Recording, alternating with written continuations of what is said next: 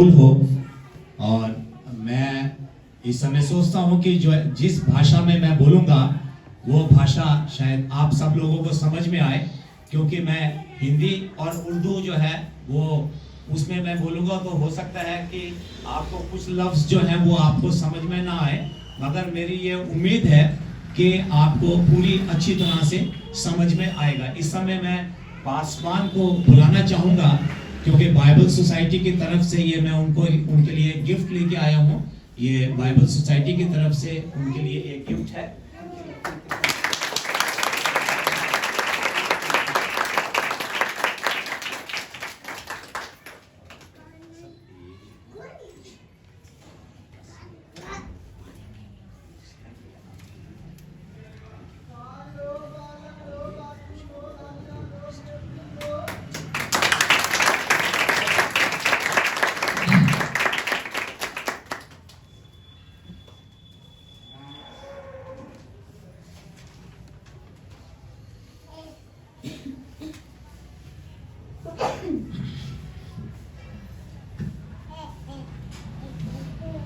इससे पहले कि मैं बाइबल सोसाइटी के बारे में आपको कुछ बताऊं, मैं अपने बारे में बता देना चाहता हूं। मेरा नाम सुधीर दास है और मैं दिल्ली में रहता हूं और यूनाइटेड चर्च आर.के. पुरम से मैं बिलोंग करता हूं और वहां का सेक्रेटरी भी हूं मैं कलीसिया का।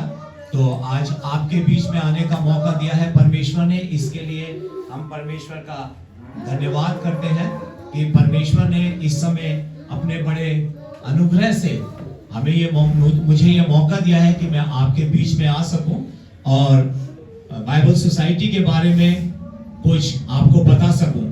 तो सबसे पहले मैं आपको बताना चाहता हूं कि बाइबल सोसाइटी जो एक ऐसी संस्था है कि जो परमेश्वर के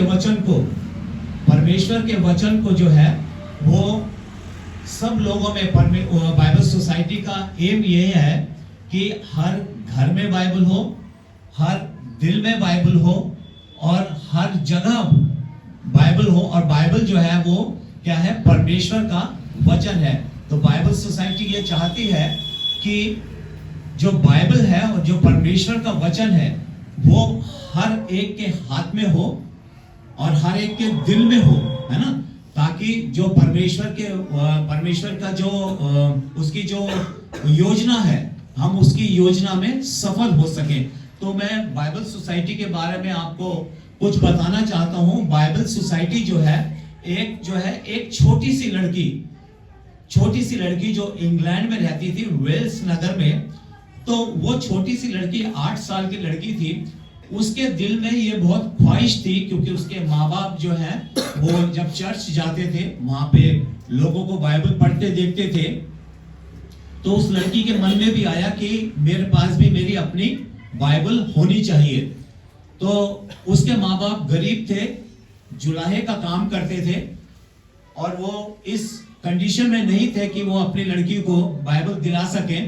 मगर लड़की के मन में जो था वो एक बहुत दृढ़ निश्चय था कि मेरे पास मेरी अपनी बाइबल होनी चाहिए।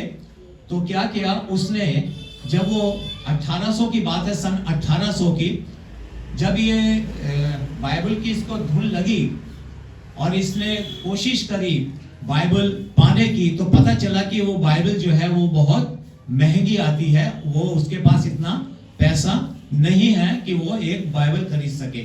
तो उसने क्या किया, उसके मन में जो एक दृढ़ निश्चय था इस बात के लिए कि वो बाइबल लेके रहेगी, तो उसने एक बहुत मेहनत करी। उस लड़की का नाम जो था वो मेरी जोन्स था और उसके माता पिता जो जुलाहे का काम करते थे। जब इस लड़की ने ये 6 साल तक इसने जो है वो मेहनत मशक्कत करी, खेतों में काम किया, सब्जियां बेची, फूल बेचे और अंडे बेचे। इस तरह से ना जाने क्या क्या करके उसने बहुत मेहनत मशक्कत करके इतना पैसा जुटाया कि वो अपनी एक वो बाइबल खरीद सके। मगर उसको धक्का तब लगा जब उसको ये पता चला, जब वो बाइबल लेने गई तो उसको ये पता चला कि इस शहर में जहां वो रहती थी वहां पे वो बाइबल अवेलेबल नहीं थी। मगर उसका जो निश्चय था, उसका जो संकल्प था, जो वो उसने ठान रखा था कि मेरे को बाइबल चाहिए, तो वो उस अपने बाइबल को लेने के लिए 40 मील तक पैदल चल के गई। पैदल चल के वो 40 मील तक गई और वहां जाके उसने वो अपनी वो बाइबल प्राप्त कर लिया। जब उसने वो अपनी वो बाइबल प्राप्त करी तो उसके मन में जो खुशी थी, उसके मन में जो उत्साह था, वो बयान से बाहर था। क्योंकि वो एक बहुत कड़ी मेहनत मशक्कत के बाद, क्योंकि उसने उस बाइबल को खरीदने के लिए बहुत ज्यादा मेहनत करी, सब्जियां बेची, फल बेचे, अंडे बेचे, फूल बेचे, खेतों में काम किया, तब जाके उसने वो पैसा जुटाया ताकि वो बाइबल खरीद सके। यही इंस्पिरेशन था। वहां के जो पादरी थे, पासवान थे, रेवरेंड थॉमस चार्ल्स करके, उनका नाम रेवरेंड थॉमस चार्ल्स था।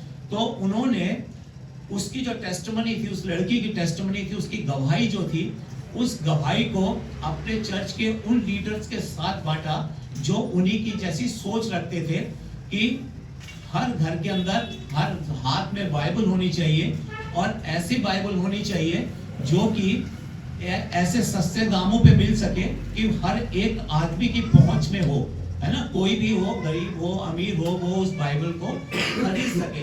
तो आज जो है बाइबल सोसाइटी का जो काम है, वो यही काम है कि बाइबल सोसाइटी जो है वो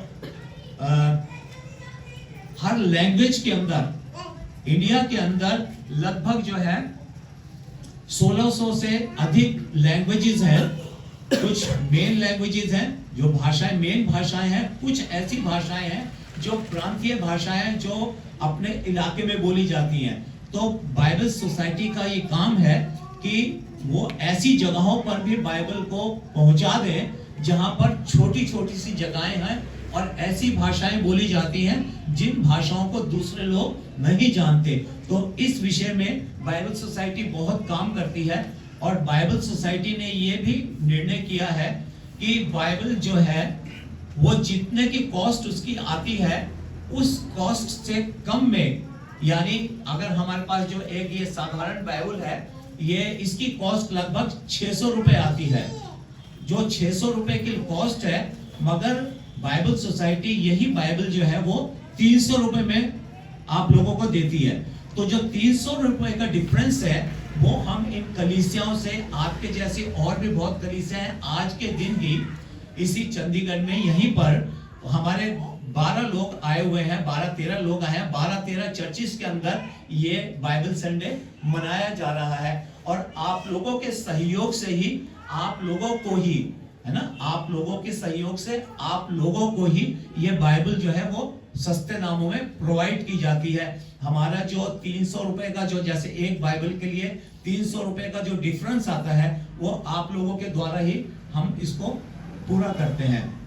बाइबल सोसाइटी का जो अभी काम है वो मैं आपको बताता हूँ। इसकी मिनिस्ट्री जो है वो अभी 145 प्रोजेक्ट जो है वो बाइबल सोसाइटी के हाथ में है।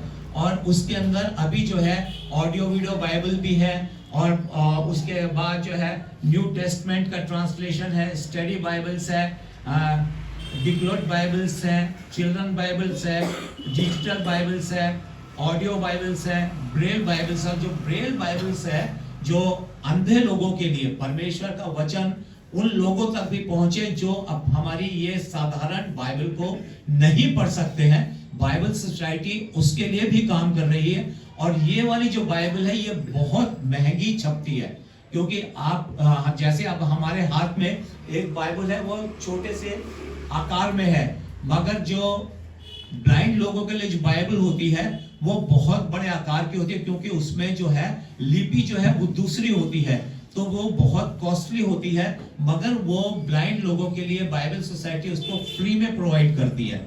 तो एक हजारों में वो उसकी कॉस्ट आती है, मगर बाइबल सोसाइटी उसको फ्री में उनको प्रोवाइड करती है। तो इन सब बातों के लिए बाइबल सोसाइटी को जो है बहुत धन की भी जरूरत होती है। तो बाइबल सोसाइटी का ये मकसद है कि उसका जो एम है वो एम यही है कि बाइबल सोसाइटी जो है उसका एम ये है कि हर घर के अंदर बाइबल, हर दिल के अंदर बाइबल और हर ज़बान पे पर बाइबल, है ना। अगर बाइबल सोसाइटी 300 लैंग्वेजेस के अंदर बाइबल को ट्रांसलेट कर देती है, अभी 86-87 लैंग्वेजेस के अंदर बाइबल सोसाइटी ने बाइबल का ट्रांसलेशन कर दिया है। और अगर इसका एम ये है, जो इसका सर्वे हुआ उसके द्वारा ये पता चला है कि अगर 1568 लैंग्वेजेस के अंदर अभी हमारी बाइबल जो है ट्रांसलेट नहीं हो पाई है। अगर 300 लैंग्वेजेस में भी बाइबल सोसाइटी बाइबल जो है ट्रांसलेट कर देती है तो हमारे इंडिया के मैक्सिमम लोगों के पास ये बाइबल की पहुंच हो सकती है, क्योंकि इंडिया के अंदर जो है हर इंसान जो है जो पढ़ा लिखा है वो 3 लैंग्वेजेस तो जानता ही है, हिंदी है, इंग्लिश है और उसके जगह की जो जिस जगह पे वो रहता है वो वाली भाषा है ना, तो 3 भाषाएं तो वो जानता ही है। तो इसीलिए बाइबल सोसाइटी का जो एम है वो ये है कि एटलीस्ट 300 लैंग्वेजेस के अंदर इसका ट्रांसलेशन कर दे, ताकि भारत की जो 1652 लैंग्वेजेस हैं कुल मिला के, जो छोटी जगहों की लैंग्वेज, प्रांतीय लैंग्वेज है और मेन लैंग्वेज है, वो 1652 है। तो इस तरह से बाइबल का जो ये बाइबल सोसाइटी का जो एम है वो यही एम है। तो इस समय मैं सोचता हूं कि अगर आप में से, आपकी कलीसिया में से कोई भी जन जो है बाइबल सोसाइटी का मेंबर बनना चाहता है, अपना सहयोग से अगर कलीसिया से हर महीने भी एक बाइबल के लिए यानी कि 300 रुपए का डोनेशन, कोई भी मेंबर 300 रुपए का डोनेशन एक बाइबल के लिए भी करता है कम से कम, और ज्यादा से ज्यादा 2 भी कर सकते हैं, 5 भी कर सकते हैं, 10 लोग भी कर सकते हैं। तो जितनी ज्यादा से ज्यादा आप लोगों का सहयोग बाइबल सोसाइटी को मिलेगा, उतनी ज्यादा हम लोग जो है बाइबल सोसाइटी के साथ मिलकर पूरे देश में, पूरे इंडिया के अंदर बाइबल जो है वो हर घर में पहुंचा सकते हैं, ताकि परमेश्वर का वचन लोगों के पास जाए और परमेश्वर के वचन के द्वारा लोग जो है परमेश्वर को जाने, परमेश्वर को पहचाने और परमेश्वर की योजना को पूरा करने वाले हो सके। ये तो बाइबल सोसाइटी का छोटा सा इंट्रोडक्शन था, और मैं सोचता हूँ कि आप सब लोगों को इस बात का थोड़ा सा ज्ञान हो गया होगा कि बाइबल सोसाइटी का एम क्या है और बाइबल सोसाइटी क्या करना चाहती है, और बाइबल जो है, ये बाइबल की जो शुरुआत है वो किस तरह से, बाइबल सोसाइटी की जो शुरुआत है वो किस तरह से हुई है। तो मैं चाहता हूं कि आप सब लोग इसके लिए अपना पूरा सहयोग दें, ताकि हमारे बाइबल सोसाइटी के माध्यम से आप उसका एक हिस्सा बनकर हम अपने काम को बहुत आगे बढ़ा सके, क्योंकि परमेश्वर का वचन फैलाना ये परमेश्वर की योजना के अनुसार है। जैसा कि अब हम बाइबल में भी देखते हैं, जो यीशु मसीह जब इस संसार में थे, उनके क्रूसिफिकेशन के बाद, जब उनका पुनरुत्थान हुआ, जब रिजरेक्शन के बाद वो उठाए जाने से पहले उन्होंने एक आदेश दिया था, अपने चेलों को एक आदेश दिया था। और वो आदेश क्या था, जो अगर हम मत्ती की इंजील में से देखते हैं उसके 28वें अध्याय में, तो वहां पर हमको जो है उसका एक यीशु मसीह का जो लास्ट आज्ञा थी वो हमें देखने को मिलती है, और वो हमें मिलती है 28वें अध्याय के 11वें पद में। वहां पे लिखा है, 11 चेले गलील में उस पहाड़ पर गए जिसे यीशु मसीह ने उन्हें बताया था। उन्होंने उसके दर्शन पाकर उसे प्रणाम किया, और किसी किसी को संदेह हुआ। यीशु ने उनके पास आकर कहा, स्वर्ग और पृथ्वी का सारा अधिकार मुझे दिया गया है, इसलिए तुम जाओ। मेन बात जो है, जो मैं आपको बताना चाहता हूं, यीशु मसीह की आखिरी आज्ञा थी इस पृथ्वी पर रहते हुए, जब वो शारीरिक रूप धारण करके इस पृथ्वी पर आए थे, और जब वो उनका स्वर्गारोहण होने वाला था, तो उन्होंने क्या कहा था, इसलिए तुम जाओ, सब जातियों के लोगों को चेला बनाओ और उन्हें पिता और पुत्र और पवित्र आत्मा के नाम से बपतिस्मा दो, और उन्हें सब बातें जो मैंने तुम्हें आज्ञा दी है मानना सिखाओ, और देखो मैं जगत के अंत तक सदैव तुम्हारे साथ हूं। परमेश्वर की ये आज्ञा थी कि हम जो है सब जगह जाकर लोगों को परमेश्वर का वचन सुनाए, ताकि परमेश्वर का राज्य और फैलता जाए। तो आइए, इससे पहले कि मैं वचन में जाऊं, जो आज का वचन है, उसके लिए हम प्रार्थना करेंगे।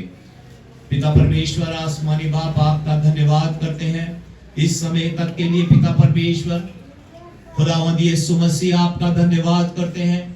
खुदा पाक गुरु, आपका धन्यवाद करते हैं कि आपने अब तक हमें संभाला है, एक एक पल तक आपने अपनी अगुवाई में हमें चलाया है।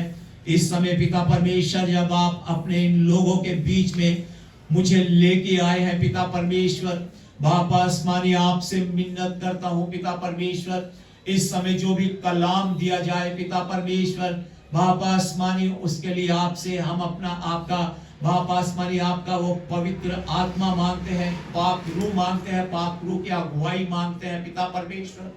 जो कुछ भी पिता परमेश्वर आज सुबह पिता परमेश्वर आप अपने कलाम से दिया चाहते हैं पिता, एक एक जन को आप पिता परमेश्वर सुनने की शक्ति, समझने की शक्ति और उसको ग्रहण करने की शक्ति अता करे खुदावंद बाप आसमानी, ताकि ये कलाम, ये रूहानी गिज़ा जब पिता परमेश्वर आपकी यहाँ पर बांटी जाए पिता परमेश्वर, तो एक एक सुनने वाले के दिल में पिता परमेश्वर ये नक्श हो सके पिता।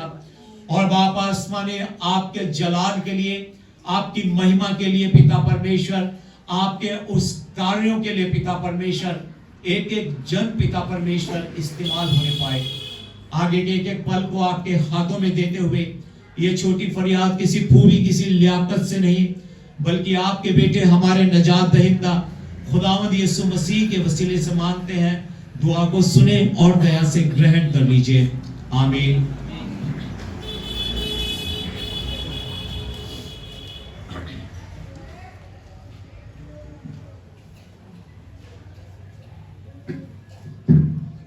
आज का जो वचन है मैं आपके सामने पढ़ूंगा, मरकुस की इंजील, उसका अध्याय 5 और पद 1 से लेके 17 तक।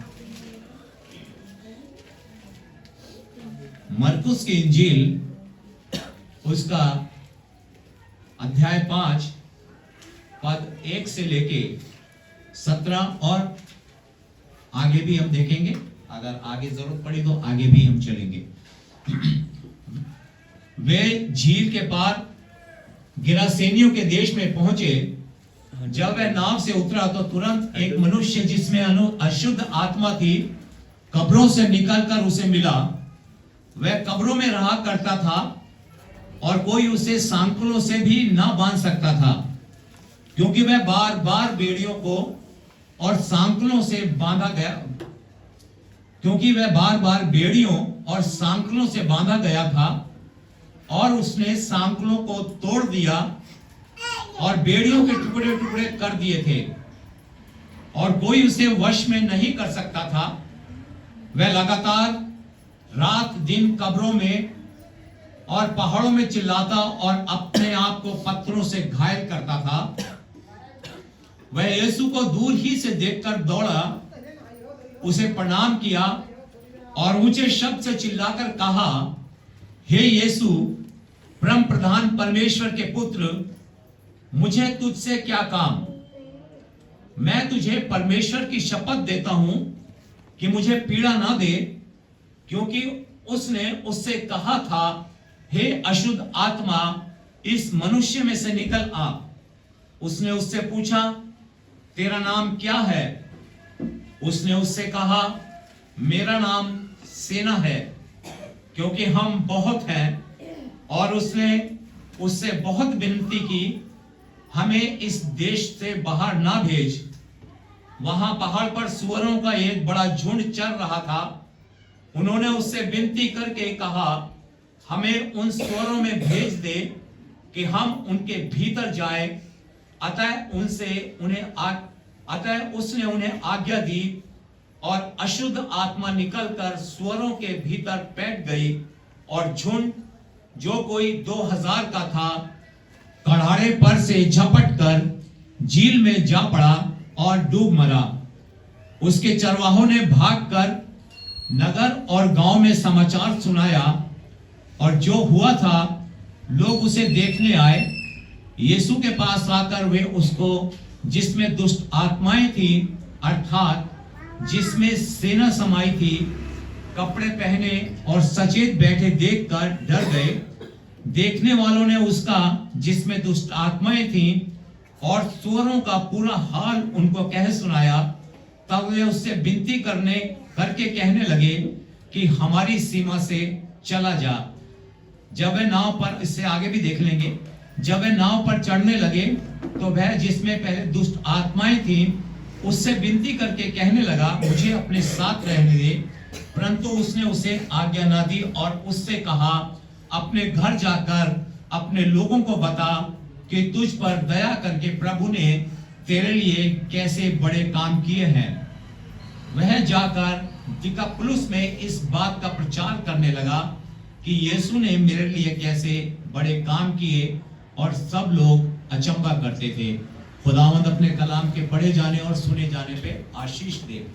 यहाँ पर हमने देखा कि वो जाकर दिकापुलिस में, दिकापुलिस जो है एक ऐसी जगह थी जो कि यूनानी शहरों का एक समूह है। दिकापुलिस जो है, बाइबल में इसका जिक्र हम बार बार पढ़ते हैं। ये यूनानी शहरों का एक समूह है जो शुरू में जो है 10 शहरों से मिलकर बना था। तो इसी वजह से इसका नाम भी दिकापुलिस पड़ा, क्योंकि यूनानी भाषा में दिका का मतलब होता है 10 और पुलिस का मतलब होता है शहर, यानी 10 शहर जब मिलकर एक जगह बन गई वो कहलाई दिकापुलिस। तो यहाँ पर ये जो हमने जिसको देखा है, जिसके अंदर दुष्ट आत्माएं थी, तो वो क्या कर रहा है, वो दिकापुलिस में का, इसका मतलब ये है कि वो दिकापुलिस का रहने वाला है और दिकापुलिस में जाकर उसने प्रचार किया। और जो दिकापुलिस जो था, ये जो जगह थी, ये यूनानी लोगों का एक सांस्कृतिक और एक व्यवसायिक अड्डा था। ये मतलब ये जो जगह थी ये बहुत ही ज्यादा डेवलप थी, और यहाँ पर उस समय का जैसे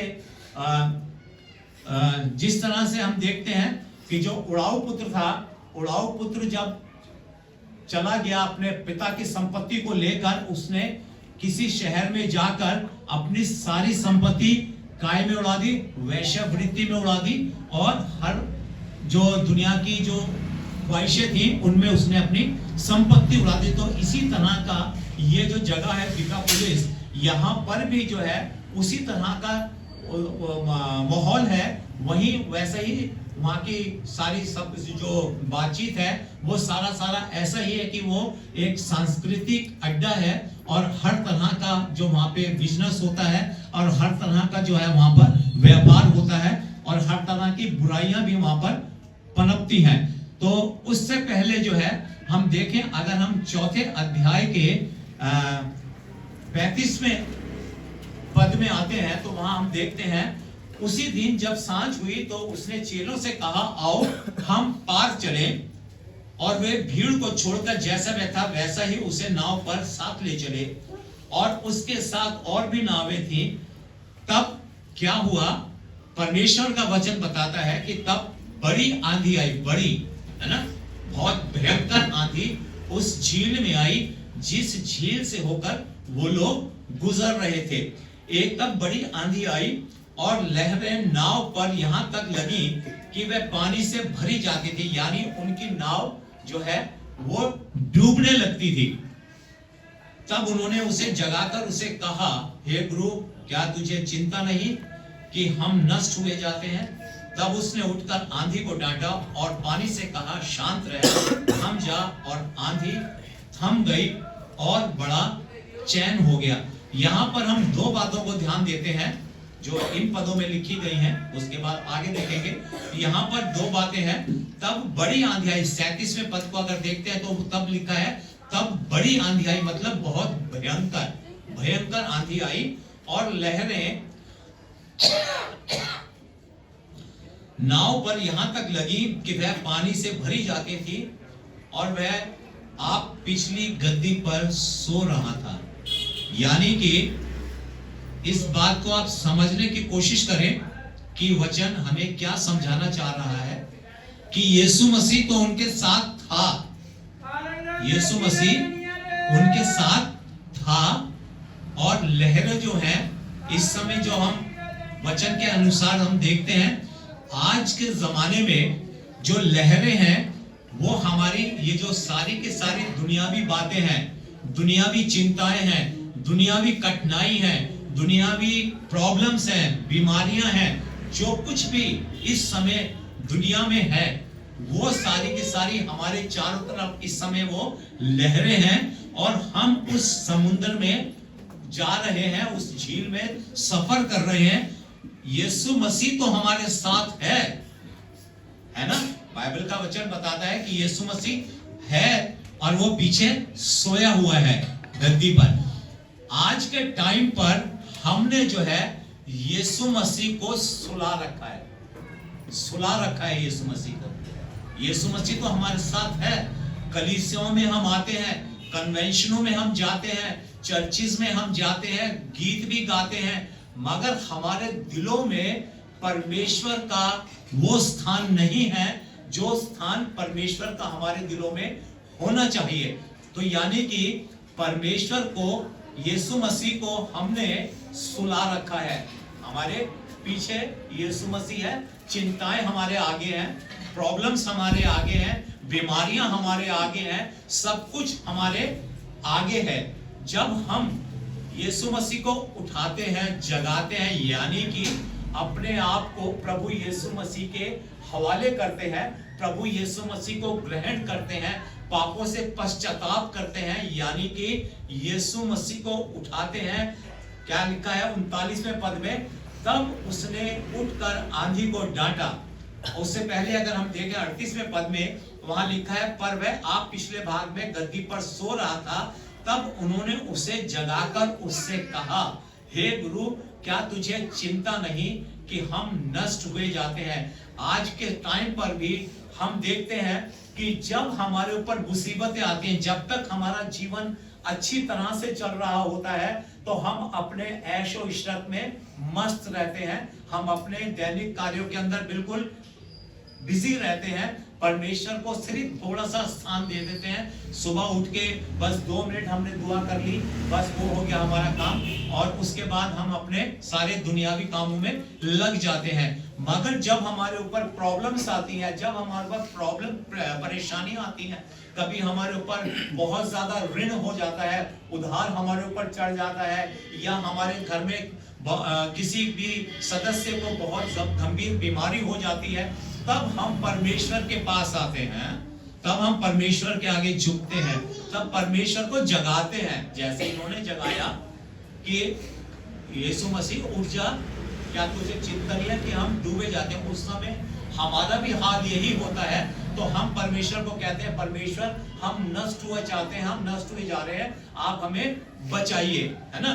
तो उस समय यीशु मसीह क्या कहता है, आगे चल के अगर हम देखते हैं, उस समय आगे देखते हैं, और आंधी थम गई और बड़ा चैन हो गया। आंधी भी बड़ी थी, झील के अंदर समुद्र में जो तूफान आ रहा था वो भी बड़ा था, मगर जब यीशु मसीह को जगाया गया, यीशु मसीह उठे, यीशु मसीह हमारे जीवनों में आए, यीशु मसीह हमारे पास आए, तो क्या हुआ, बड़ा चैन आ गया। यहाँ पे लिखा है, और आंधी थम गई और बड़ा चैन आ गया। वो हमारी प्रॉब्लम्स हैं वो खत्म हो जाती हैं, और हमारे जीवनों के अंदर बड़ा, आंधी जितनी बड़ी थी उतना ही बड़ा चैन हमारे जीवनों में आ जाता है।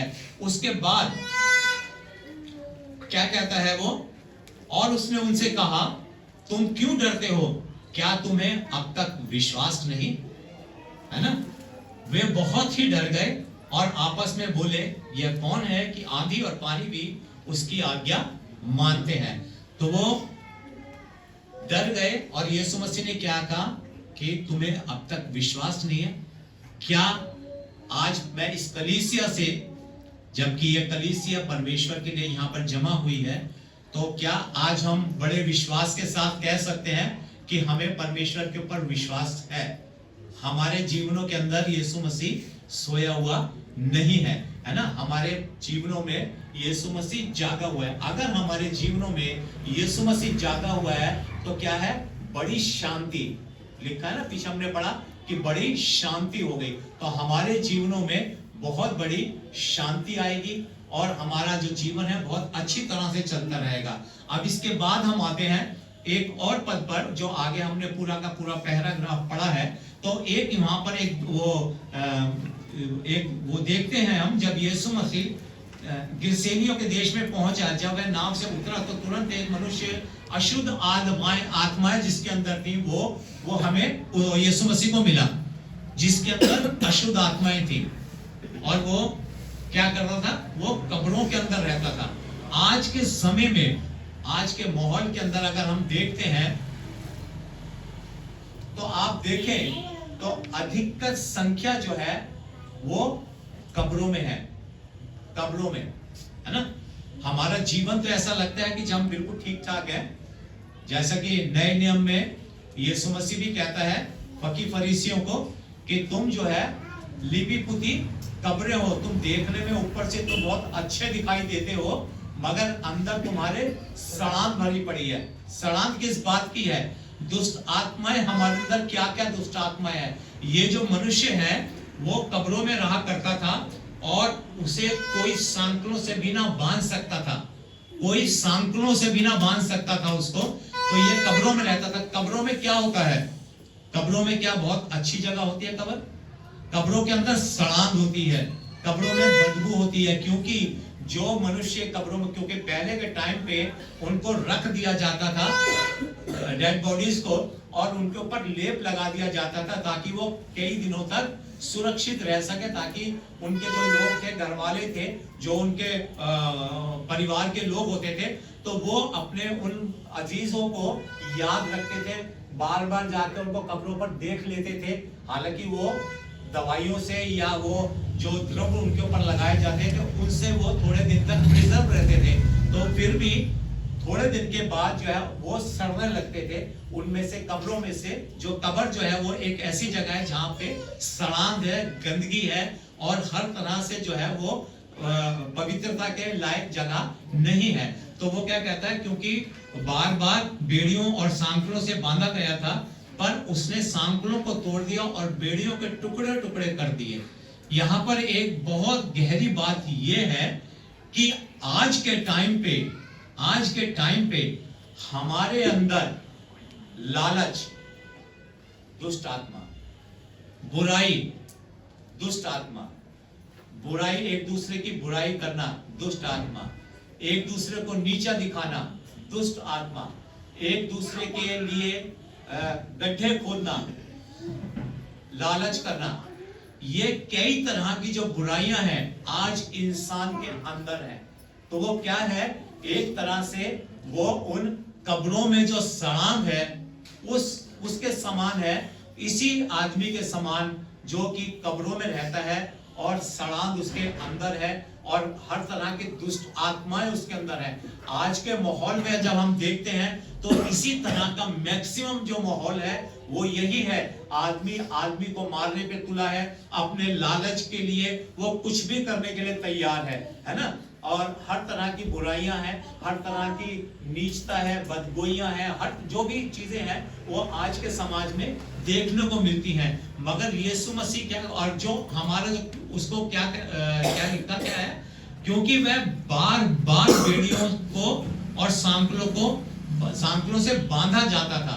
बांधा जाना का मतलब यह हुआ कि परमेश्वर का वचन, जो परमेश्वर के लोग हैं, समाज को सुधारने के लिए बार बार परमेश्वर के वचन से वो सांकलों से बांधने की कोशिश करते हैं उस दुष्ट आत्मा वाले मनुष्य को, दुष्ट आत्मा से ग्रस्त समाज को, दुष्ट आत्मा से ग्रस्त देश को, ताकि परमेश्वर उनके बीच में आ जाए और परमेश्वर जो है वो उनके बीच में कार्य करे। मगर क्या करता है वो दुष्ट आत्माएं जिसके अंदर है, वो आदमी क्या कर रहा है? उन सांकलों को तोड़ रहा है। हम बार बार परमेश्वर का वचन तो सुन रहे हैं और मगर क्या हो रहा है, हम उनको तोड़ देते हैं। कोई भी हमको रोक नहीं सकता है, कोई भी हमको बुराई करने से रोक नहीं पा रहा है, लालच करने से रोक नहीं पा रहा है, वैश्यवृत्ति करने से रोक नहीं पा रहा है, हत्या करने से रोक नहीं पा रहा है, क्योंकि हमारे अंदर वो एक दुष्ट आत्मा है और ये हमारे अंदर एक पूरा का पूरा क्या है, एक पूरा का पूरा जब यीशु मसीह से पूछते हैं कि तेरा नाम क्या है, उसने कहा मेरा नाम सेना है। हमारे अंदर एक सेना समाई हुई है ना। और जो ये सांकले हैं जो बार बार बांधने की कोशिश की जा रही है हमको, तो वो इसी बात को लेके की जा रही है कि हम जो है परमेश्वर के वचन के अनुसार बदलें, परमेश्वर के अनुसार बदले, हम बांधे जाए परमेश्वर के वचन में। इसी तरह से अगर हम बीज बोने वाले का भी, आप सब लोगों ने सुना होगा बीज बोने वाले का जो दृष्टांत है, तो उसमें भी जो है बीज जो बोया जा रहा है, अगर हम इसके 4 अध्याय में देखते हैं तो वहां पे बीज बोने वाले का दृष्टांत भी है। तो उसमें बीज बोने वाला भी जब बीज बोता है, कुछ तो सड़क के किनारे गिरा, तो सड़क के किनारे जो गिरा, बोया तो गया, वचन तो सुनाया गया, वचन सुनाया गया है, परमेश्वर का वचन, यानी कि वो सांकड़ों से जो तोड़ रहा है, जो दुष्ट आत्माओं से ग्रस्त है, उसको बांधने की कोशिश तो की जा रही है। बीज तो बोया जा रहा है, मगर क्या है, बीज जो है शैतान उसी समय उठाकर ले जाता है। इसी तरह से कई चीजें जो है वो हमारे सामने आती हैं। और इसी तरह से जब हम यहाँ पे देखते हैं, जब वो परमेश्वर का यीशु मसीह, जब उससे उसका यीशु मसीह के साथ इंटरेक्शन होता है, तो हम यीशु मसीह को क्या कहता है, वो 6 पद में अगर हम देखते हैं, वो यीशु को दूर से देखकर दौड़ा, उसे प्रणाम किया और ऊंचे शब्द से चिल्लाकर कहा, हे यीशु परम प्रधान परमेश्वर के पुत्र, मुझे तुझसे क्या काम।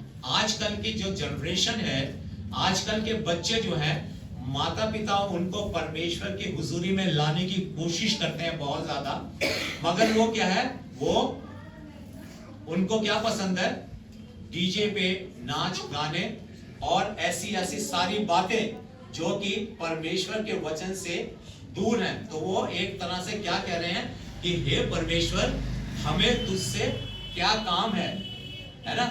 आज हम इतने से लोग यहाँ बैठे हैं, इस इलाके में इतने लोग तो नहीं रहते, बहुत लोग रहते हैं।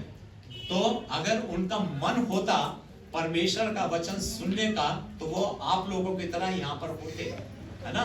मगर वो क्या कह रहे हैं, परमेश्वर हमें तुझसे क्या काम, हमसे दूर रहे।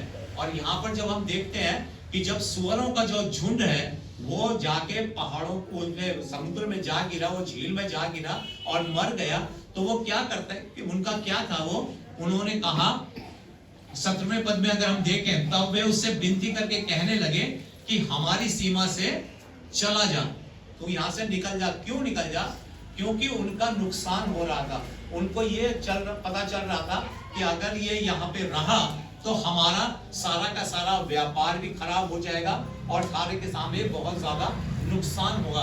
और अगर हम इस बात को देखें, तो जब वो शुरू में ही जब यीशु मसीह से उस दुष्ट आत्मा ग्रस्त आदमी का जो वो सामना हो रहा है, तो वो चिल्लाता हुआ घूमता है।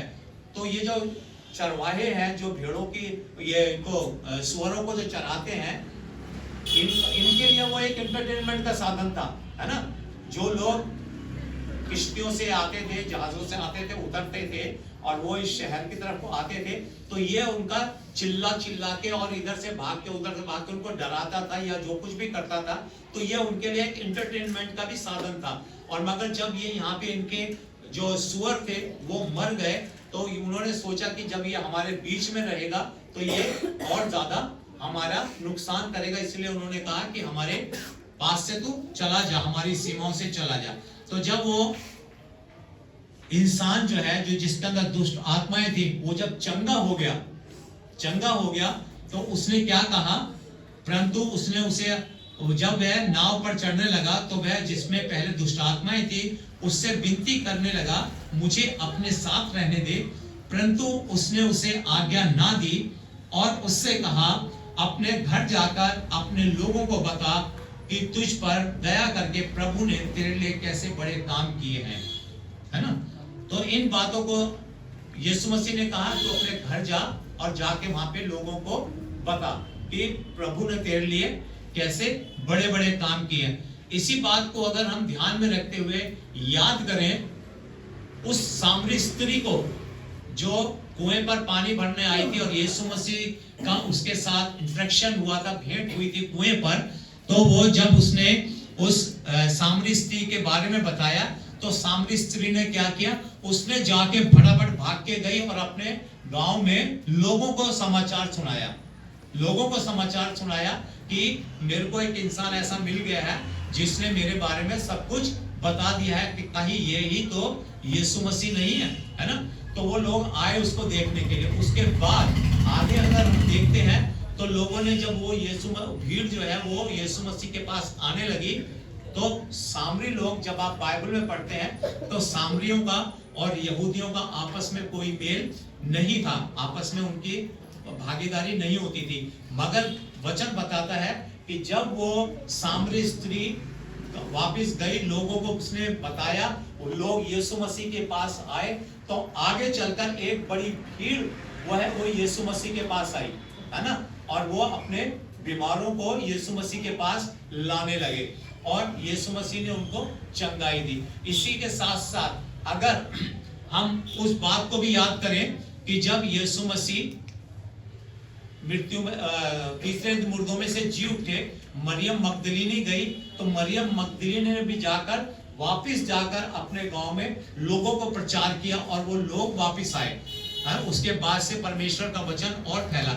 इसी तरह से जब ये जो दुष्ट आत्माओं से ग्रस्त मनुष्य है, ये यीशु मसीह के साथ चलने के लिए कह रहा है, मगर यीशु मसीह ने उसको क्या कहा कि तू जा और जाकर अपने परिवार वालों को बता। तो यहाँ पर अगर इसके 7वें अध्याय के 31वें पद में अगर हम देखते हैं तो वहां लिखा है, फिर वह सूर और सैदा के देशों से निकलकर दिकापुलिस से होता हुआ गलील की झील तक पहुंचा। फिर वापस वो यीशु मसीह दिकापुलिस में आया है और दिकापुलिस में आकर जो है वो लोगों के साथ, और तो लोग एक बहरे को और जो हकला भी था उसके पास लाया और उससे आकर विनती की कि अपना हाथ उस पर रखे। तब वह उसको भीड़ से अलग ले गया और उंगली उसके कानों में डाली और थूक कर उसकी जीभ को छुआ और स्वर्ग की ओर देखकर आह भरी और उससे कहा, इफ्तह, अर्थात खुल जा। उसके कान खुल गए और उसकी जीभ की गांठ भी खुल गई और वह साफ साफ बोलने लगा। तब उसने उन्हें चिताया कि किसी से ना कहना, परंतु जितना उसने उन्हें चिताया उतना ही वे और प्रचार करने लगे। वे बहुत ही आश्चर्य में होकर कहने लगे, उसने जो कुछ किया सब अच्छा किया है। वह बहरों को सुनने की और गूंगों को बोलने की शक्ति देता है। यहाँ पर हम देखते हैं कि वो उस दुष्ट आत्मा से ग्रस्त मनुष्य ने जब अपने घर जाकर वहां के लोगों को प्रचार किया, यीशु मसीह के बारे में बताया, तो यहाँ पर एक बड़ी भीड़ जो है वो यीशु मसीह से मिलने के लिए आई। जो लोग पहले ये कह रहे थे कि तू हमारे सिवानों को छोड़कर चला जा, और वही लोग आज यीशु मसीह के पास आए हैं। तो आज हमारा भी फर्ज ये बनता है कि हम जितने लोग यहाँ पर मौजूद हैं, तो क्या ये कलीसिया परमेश्वर के वचन को सुनकर, परमेश्वर के वचन को मानकर, क्या परमेश्वर का प्रचार इस रीति से कर रही है कि हम लोग जाकर परमेश्वर का प्रचार करें और बहुत से लोगों को अपने पास, प्रभु यीशु मसीह के पास और अपनी इस मंडली में शामिल कर सके। तो परमेश्वर का वचन यही हमें बताता है कि हमारा जो फर्ज है, हमारी जो जिम्मेदारी है, जैसा मत्ती 28 में भी कहा है कि परमेश्वर यीशु मसीह ने कहा कि तुम लोग जाओ और जाकर मेरे नाम से सब लोगों को चेला बनाओ। तो आज हमारी ये सबसे बड़ी जिम्मेदारी है कि हम यीशु मसीह के नाम से लोगों को चेला बनाएं और अपने कामों से, अपनी बातों से, अपने व्यवहार से प्रभु यीशु मसीह के नाम को जो है वो प्रमुखता दें, उसके अधीनता में हम अपने आप को करें, ताकि हम अपने यीशु मसीह को पिछली गद्दी पर सोता हुआ नहीं बल्कि उसको जागा हुआ अपनी जिंदगियों में महसूस करें, उसके साथ जागते हुए उसको अपने साथ लेकर चलें, ताकि हमारे जीवनों के अंदर एक बहुत बड़ा चैन और आराम आने पाए। आइए दुआ करें। पिता परमेश्वर आसमानी बाप, आपका धन्यवाद करते हैं इस सुंदर वचन के लिए। बाप आसमानी, सुनने वाले एक एक जन को आपके हाथों में देना चाहते हैं। आपसे मिन्नत करते हैं पिता परमेश्वर, इन लोगों के ऊपर बाप आसमानी अपने रूह से पिता परमेश्वर इन सबको मामूर करें, और अपने पिता परमेश्वर बड़े फजल से एक एक परिवार को, एक एक बच्चे को, बड़े को पिता परमेश्वर अपनी अपनी महिमा के लिए, अपने जलाल के लिए और ज्यादा से ज्यादा इस्तेमाल करें पिता। इस कलीसिया को आपके हाथों में देना चाहते हैं। ये छोटी कलीसिया पिता परमेश्वर, छोटी नहीं बल्कि पिता परमेश्वर आपके आपके नजरों में पिता परमेश्वर, आपके राज्य में पिता परमेश्वर एक बड़ी कलीसिया है पिता परमेश्वर। जिस तरह से पिता परमेश्वर उस विधवा ने पिता परमेश्वर जब दान डाला तो पिता परमेश्वर एक दमड़ी पिता परमेश्वर आपको ग्रहण योग्य हुई पिता परमेश्वर। उन बड़े दामों से पिता परमेश्वर, जो बड़े बड़े दान दिए जाते थे, उन दामों से बढ़कर पिता परमेश्वर वो एक दमड़ी पिता परमेश्वर आपको ग्रहण योग्य हुई पिता। बाप आसमानी, ये छोटी कलीसिया पिता परमेश्वर आपके नाम में दिन दुगनी और रात चौगनी पिता परमेश्वर आशीष पाती जाए पिता परमेश्वर। पासवान को आपके रूह से पिता परमेश्वर मस्सा करना चाहते हैं पिता। एक एक जन को पिता परमेश्वर आपकी हुजूरी में लाना चाहते हैं पिता। हमारे जीवनों में पिता परमेश्वर बाप आसमानी, आप जीवते और जिंदा परमेश्वर है पिता, और हमारे जीवनों में पिता परमेश्वर आप जागृत रहे पिता, आप जागे रहे पिता। हम आपको पीछे गद्दी पे सुलाने वाले नहीं, बल्कि पिता परमेश्वर अपने साथ आपको बैठाने वाले हो सके पिता बाप आसमान, ताकि हमारी जिंदगियों में चैन और आराम आने पाए पिता। बाप आसमानी, आपसे मिन्नत करते हैं, आगे के एक एक पल को आपके हाथों में देना चाहते हैं। ये छोटी फरियाद किसी खूबी, किसी लियाकत से नहीं, बल्कि आपके बेटे हमारे नजात दहिंदा खुदावंद यीशु मसीह के वसीले से मांगते हैं। दुआ को सुने और दया से ग्रहण कर लीजिए। आमीन। इस समय में